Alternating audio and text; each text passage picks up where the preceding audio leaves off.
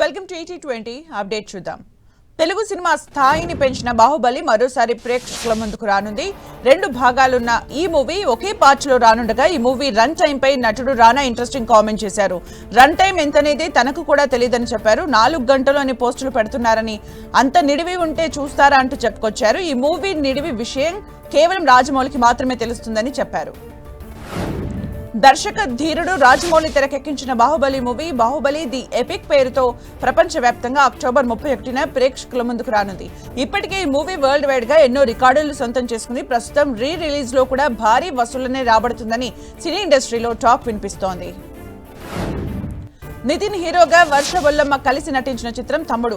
ఈ మూవీని దర్శకుడు వేణు శ్రీరామ్ తెరకెక్కించారు. సీనియర్ నటి లయ రీఎంట్రీ ఇచ్చిన ఈ సినిమా ఈ జూలై 4న థియేటర్స్ లో రిలీజ్ అయింది. తాజాగా ఈ మూవీ OTT రిలీజ్ పై కీలక అప్డేట్ వినిపిస్తోంది. ఆగస్టు 1 నుంచి ఈ మూవీ నెట్ఫ్లిక్స్ లో స్ట్రీమింగ్ కి రానున్నట్లు బజ్ వినిపిస్తోంది.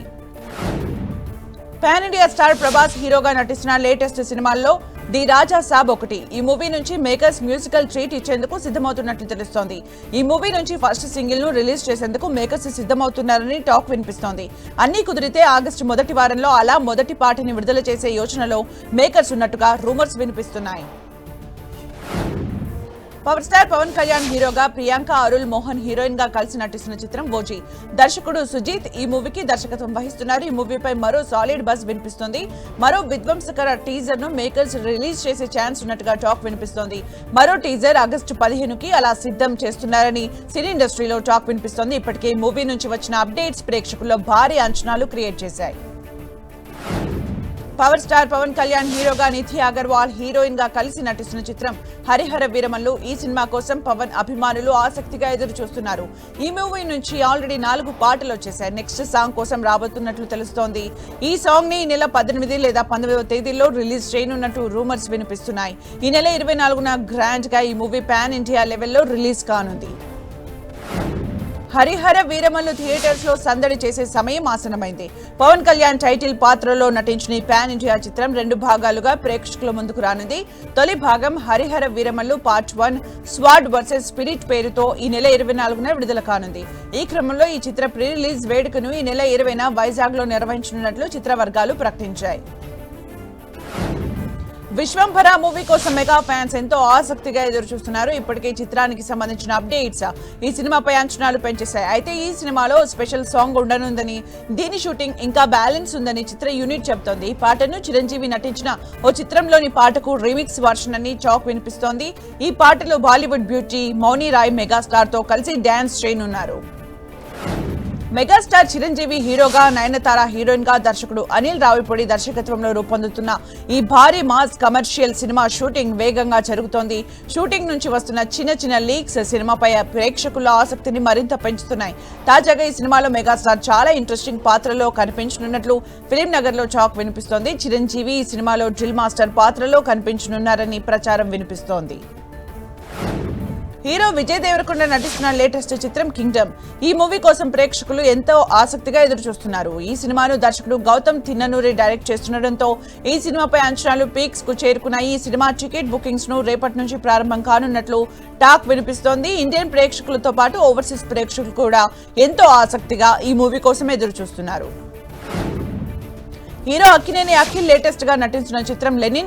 దర్శకుడు కిషోర్ అబ్బూరు తెరకెక్కిస్తున్న ఈ మాస్ చిత్రం పట్ల మంచి అంచనాలు నెలకొన్నాయి. ఈ మూవీలో నటిస్తున్న నటి భాగ్యశ్రీ బోర్సే ఇవాల్టి నుంచి షూటింగ్ సెట్స్ లో అడుగు పెట్టబోతున్నట్లు తెలుస్తోంది. శేఖర్ కమల దర్శకత్వంలో ధనుష్, నాగార్జున, రష్మిక ప్రధాన పాత్రల్లో ఇటీవల వచ్చిన చిత్రం కుబేరా. ఈ మూవీ భారీ హిట్ ను సొంతం చేసుకుంది. ఈ సినిమా OTT రిలీజ్ కు రెడీ అయింది.